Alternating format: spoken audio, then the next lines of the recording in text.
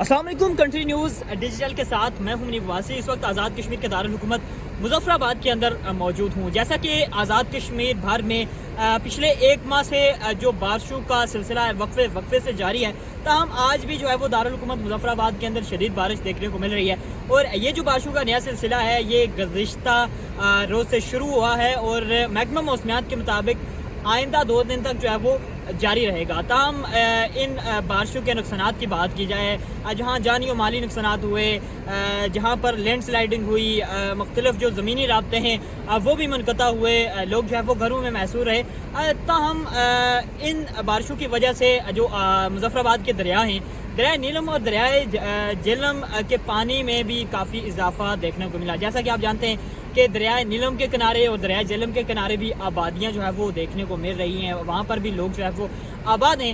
سب سے پہلے تو میں آپ کو دریائے نیلم کی کنڈیشن بتاتا جاؤں تو اس جانب جو ہے وہ میرے بائیں جانب جو ہے وہ دریائے نیلم ہے، جو کہ اس وقت اپنی آب و تاب کے ساتھ جو ہے وہ بہہ رہا ہے۔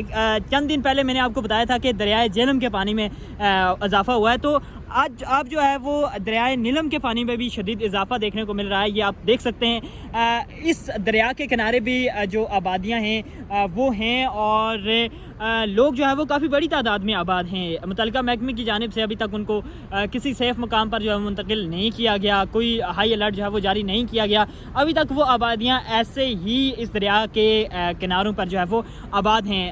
ان بارشوں کے جیسے کہ یہ بارشوں کا نیا سلسلہ جو ہے وہ جاری بھی ہے اور ان بارشوں سے جو دریا کے پانی میں مسلسل اضافہ ہی دیکھنے کو مل رہا ہے۔ تو اگر ایسے ہی ان بارشوں سے دریا کے پانی میں اضافہ ہوتا رہا تو خدا نخواستہ ان آبادیوں کو بھی نقصان پہنچ سکتا ہے۔ یہ تو دریائے نیلم کی سچویشن آپ کے سامنے رکھی، جیسا کہ 2-3 دن پہلے میں نے آپ کو جو ہے وہ دریائے جہلم کی صورتحال دکھائی تھی۔ اب دوبارہ سے دریائے جہلم کی صورتحال میں آپ کو دکھا رہا ہوں۔ یہ دریائے جہلم ہے اور اب دیکھیں گزشتہ 2-3 دن پہلے کی اگر آپ نیوز دیکھیں تو اس میں جو ہے وہ پانی کم تھا، اتنا پانی نہیں تھا دریائے جہلم میں۔ اب جو ہے وہ اس سے مزید جو ہے وہ بڑھ چکا ہے۔ یہ دریائے جہلم کے مناظر جو ہے وہ آپ دیکھ رہے ہیں اور یہ جو اس کے ساتھ ہی اگر دکھائیں تو یہ یہاں سے دومیل کے مقام پہ یہ 2 دریا مل کے جو ہے وہ پاکستان کی جانب یہاں سے جا رہے ہیں، تو کافی پانی جو ہے وہ کافی دیکھنے کو مل رہا ہے اور پانی کے بہاؤ میں شدید اضافہ دیکھنے کو بھی مل رہا ہے، جو کہ خدا نخواستہ جیسے کہ دریائے نیلم کے کنارے آبادیاں جو ہے وہ